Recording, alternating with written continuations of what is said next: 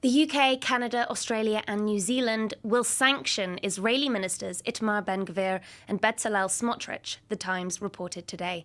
The sanctions, which retaliate to calls by the ministers to starve and ethnically cleanse Gaza's population, will preclude travel and freeze assets held in these countries' financial institutions.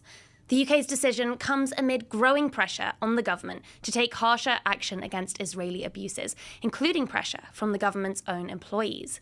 Foreign Office staff were told to consider resigning if they disagree with the government's policy on Israel's war on Gaza, after a letter signed by more than 300 employees expressed concern that the UK's continued arms sales to Israel could make them complicit in international law violations.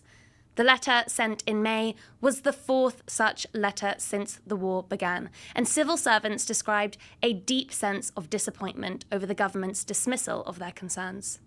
Meanwhile, outside the Foreign Office's doors, hundreds of protesters gathered on Monday to urge the government to save the crew of the Gaza Freedom Flotilla after they were detained by Israeli forces.